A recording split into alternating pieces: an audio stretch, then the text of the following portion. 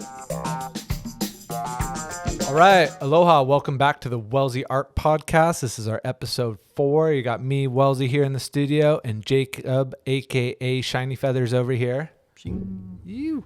We are talking about art of apprenticeship. So apprenticeship. This is a really good podcast for Jacob and I to do because Jacob's an apprentice here at the shop. Oh yeah. He's been an apprentice for a year, but he's also been an apprentice as a sushi chef in his previous life. So Jacob's got a lot of knowledge in the apprenticeship as well as I do, because I was an apprenticeship, even though I might not have known it at the time. But we're going to kind of go over 3 basic points or areas of topic to discuss to kind of help you and help you develop your art skills through apprenticeship. And it's really important to do. And it's fun as well. And it can really move your art career forward a lot quicker than if you're not aware of apprenticeship. So here we go. All right. And so I guess what is an apprenticeship formally, right? So like a formal apprenticeship would be kind of like our situation.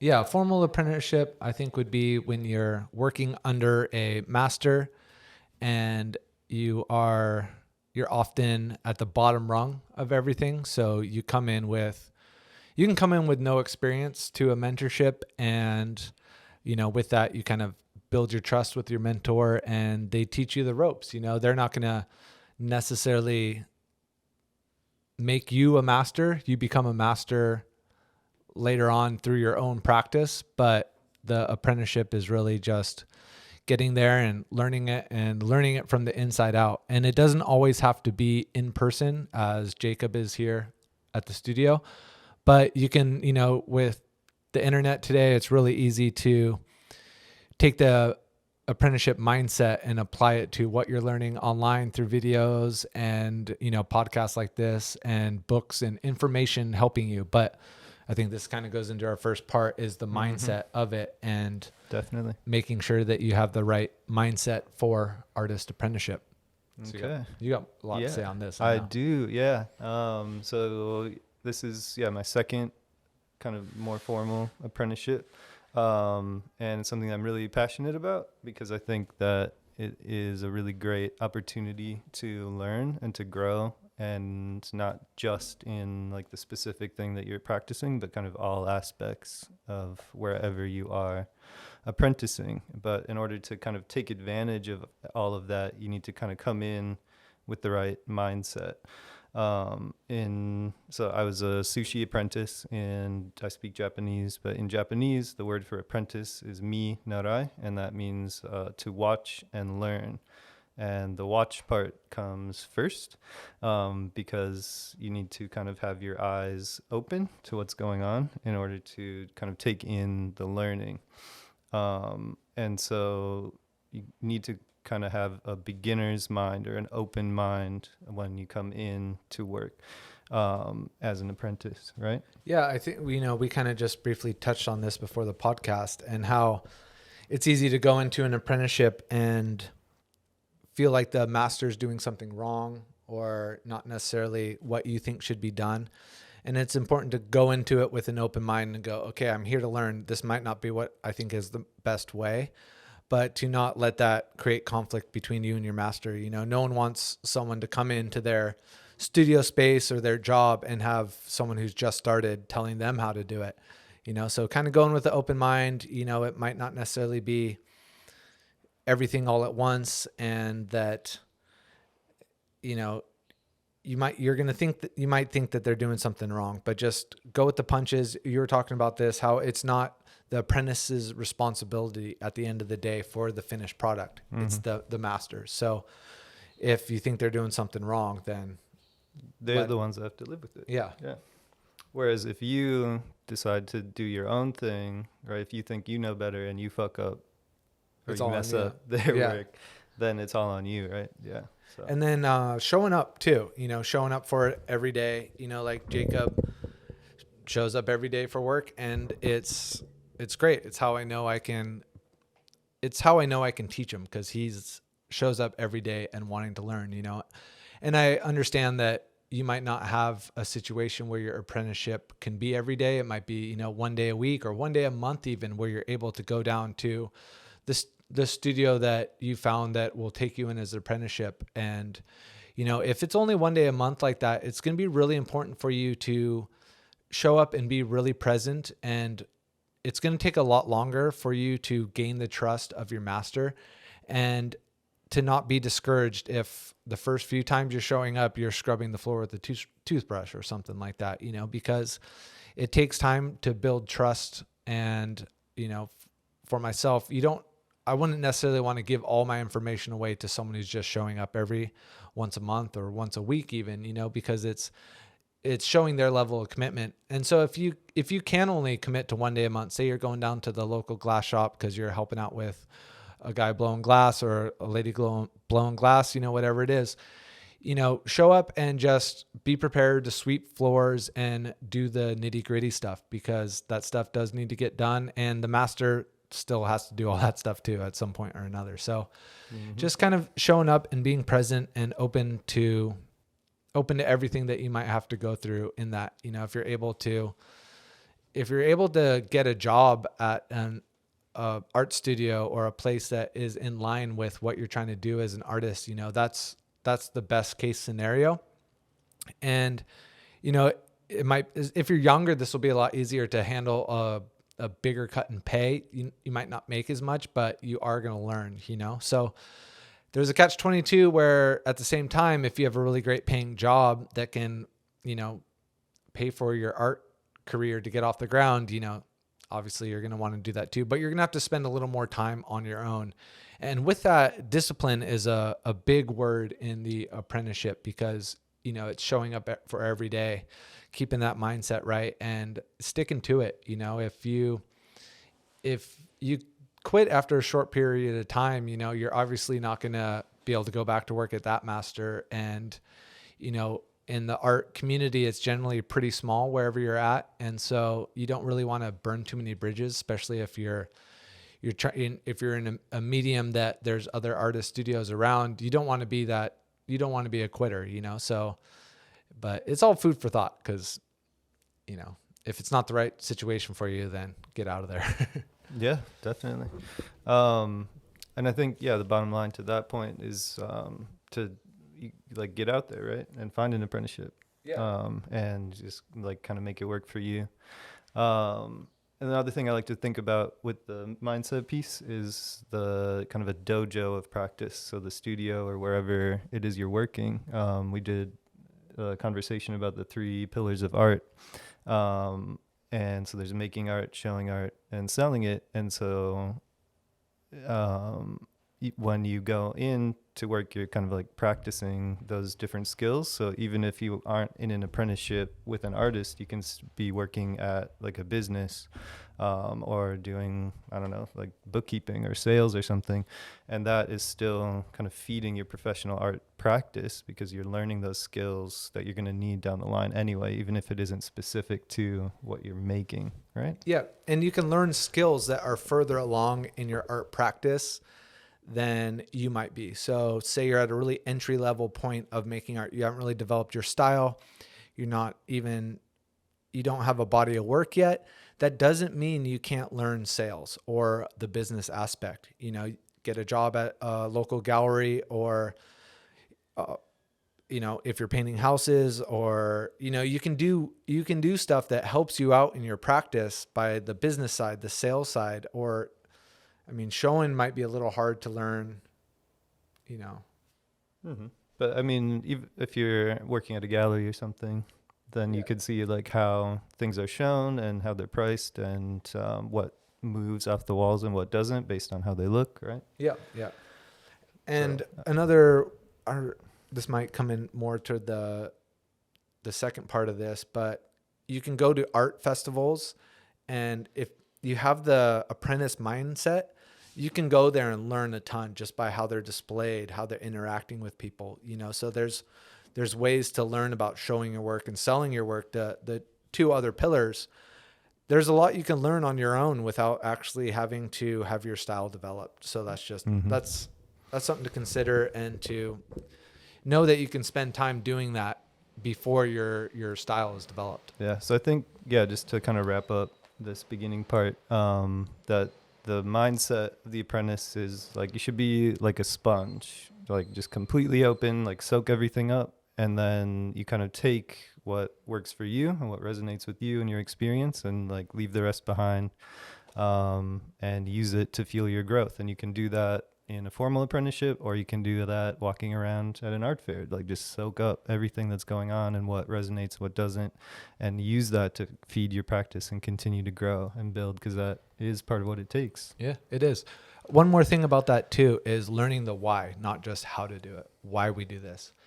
And sometimes, this as a master, if someone's always asking why, sometimes it's like, man, can you just get this job done first? So there's kind of a fine line to walk there, but knowing the why of why we do it this way and the end goal of it, it's easy when you're an apprentice in the beginning, you're hyper focused on what you're doing, and the master knows the bigger picture of it all, why we do this. And, so not just learning the actual trade of it or the craft, but why do we learn it this way? And a lot of it will come down to, because at the end, when the piece is sold, we don't want to have to do this, or because, the craftsmanship, we do it this way because it makes a better quality product. So that's the learning the why of a lot of stuff really helps. Mm-hmm. So maybe the next one is art apprentice of the art. Right. How to take that mindset, and no matter if you have one specific person you can learn from or not, you can still be an apprentice of the craft of art. Yeah. Yeah. Like, I think we've said this before on the 3 Pillars series, is getting your masters or your favorite artists, and, pick out your top 5 artists and learn everything there is to know about them. Become a master of those masters. That's really important. And it really ties into art school too. Like, art school is in my opinion, I've gone to art school and it's a bad version of apprenticeship, but you do have to do those reports on an artist. Say you're learning abstract expressionism, so I would have done a report on Jackson Pollock. It's really important to do those. And if you're not going to go to art school, still do those projects. They're really fun to do. It sounds silly, but write a couple page paper on it. You're going to enjoy it. It's going to help you in your writing skills, which you're going to need for being an artist. So take that into consideration and give yourself goals and assignments. Okay, if I'm going to do my own 2-year apprenticeship, I haven't found a master. I live in Timbuktu, but I have the internet. I'm going to have these 2 years. I'm going to start with the 3 pillars as my roadmap to what I want to learn, and use your discipline to start figuring out each aspect of those pillars and the different parts of it by giving yourself goals and assignments. Like Jacob's got a goal of getting into an art fair in November, right? Mm-hmm. So, he's got that goal. But to do that, he's got to make a ton of work ahead of time. So it really helps. Those goals will help set you along your path of the first pillar, making a bunch of art. In art school, you have to make a lot of art. And a lot of that is to just help you develop your style. So if we're kind of trying to do the apprenticeship as a equivalent to art school, that's where that comes into play. Nice. And then I think the other piece with this is finding opportunities for critique. Yeah. Right. That's a benefit of art school that you'd have to seek out on your own. Yeah. You're doing your own program. If you've been to art school or art school at all, the critiques are generally pretty grueling and hard. And, you've seen people crying there because it's really hard to go up there and stand in front of something you worked really hard on and then have a bunch of people say why they don't like it. But that is the most important thing for any artist. And any artist that is successful, they can handle you talking smack about their art all day long. It is no big deal. I do not care. I've heard everything. So, but the critique really helps you grow as an artist. This morning, right before this, I was telling Jacob, critiquing his work, and he'll bring in his latest rendition and I just rip it to shreds. And it's not in a mean way. And I make sure I tell Jacob that I'm not saying this with any like ill intention. I'm just giving you my opinion on it. Mm-hmm. And, you know, hopefully you can find a good master or a critiquer that can give you this information and not have you get so defensive on it, because sometimes critiques can be really discouraging, but they're supposed to be motivating. They're supposed to help you grow as an artist. So if you don't have someone to give you a critique, you need to get out to a farmer's market, an art festival, and show some work so you can get some critique, because that's where you'll get it. So there's ways all around apprenticeship and to achieve apprenticeship without actually having such a distinct apprenticeship program. Mm-hmm. And I think that leads into the apprenticeship under an artist. Yeah, and kind of some of the more specifics in there. And another point, just one thing I want to say about critique is that something I've realized through working with Welzie is like the first thing that you make is not going to be great. It's not. Yeah. Okay. You saw our first podcast. Yeah, it's just not. And you want to feel like it is, and you're like really attached to it, and it's like an expression of your soul and all this stuff. But you need someone to tell you that isn't where you need to stop. Like, it's not anywhere near good enough. You need to make the same thing at least 3 times, I would say, before it's like okay. Yeah. You know, and that's after you've done it for a while.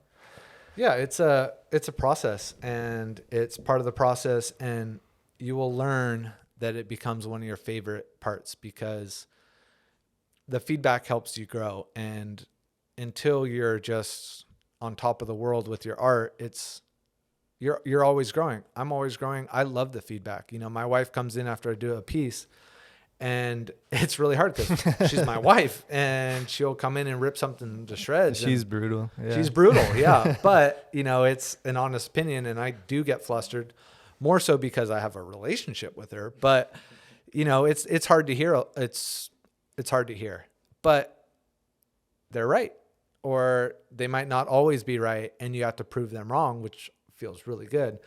But, you know, just don't let the critique set you back. Mm-hmm. Use it as a fuel to the fire to help make it better. Right, because you're not going for that piece. You're going for like the third one after it, right? So you want to know what to change to get there more quickly, right? Yeah. And that's why critique's so important. Another example is we've been doing a turtle shell commission for a family, and, you know, I'm better at critiquing my own work now. And we've gone through 4 renditions of the turtle shell. And we usually always start with projects like, let's just make the bad one. Like, it doesn't have to be perfect the first time. Let's make one, critique it, and then make another good one, and then critique that. And then eventually it gets there. So that the ability to make something wrong just so you have something to critique is really important, you know? Yeah. And I think, we're kind of diverging a little bit, but I think that's really important to know if you don't have a mentor, that is a barrier you need to cross on your own or with other people, but it has to happen. Mm-hmm. Yeah. Okay. And then, the dangers of copying another artist. Like being too close to the artist you're working under. Yeah, you want to be careful about thinking that the only path is the same path that the artist you're apprenticing under. I know from my experience, I made a really big mistake in the beginning. It wasn't the total beginning, but I was introduced to an artist, Heather Brown. She's a super successful artist out here in Hawaii. And I was invited up to their house and saw their operation and was blown away. That was when I realized, oh my gosh, you can make a living as an artist. I thought you had to be dead, you know? So that was a big eye opener for me. But the problem I made was trying to copy their business approach and their growth approach, because I thought that I had to do X, Y, and Z just like they did. I had to do the merch like they did. I had to get a publisher like they did. I had to do all the stuff that they did. But, you know, now looking back, I could have totally not gone down that path and just used them as inspiration to become a better artist and a better business, but followed my own path for what works with me and what works with my style art, because everyone's style is different. So everyone's approach to the art game and the art business is going to be different. Mm-hmm. Yeah, definitely. I think that just totally rings true. And then books. Read books. read information. There's a ton of stuff out there.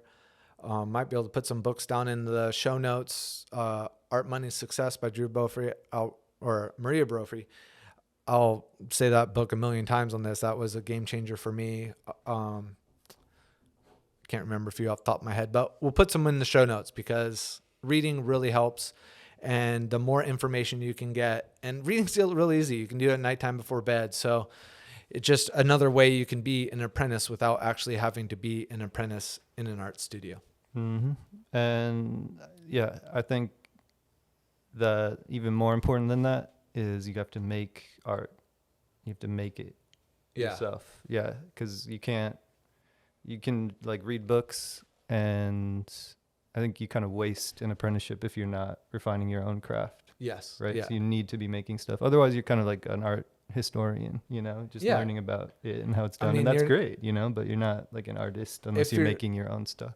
If you're not making the art, you're not doing one of the three pillars. You're not doing one of the three pillars. You're not doing it. So yeah, it always boils down to making a lot of art. Mm-hmm.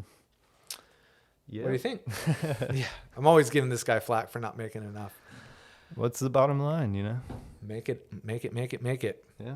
All right. Well, if you have any questions, please leave them down below. We are happy to answer them. And hopefully this kind of helps you get into a little apprenticeship mindset with your art. I know we talk about apprenticeship a lot here in the shop, so it's a lot of fun. Thank you for listening. Like, subscribe, do all that fun stuff. And we'll see you next week on Wednesday for the Welzie Art Podcast. Thank you. Welzie Wednesdays. Welzie Wednesdays. All right.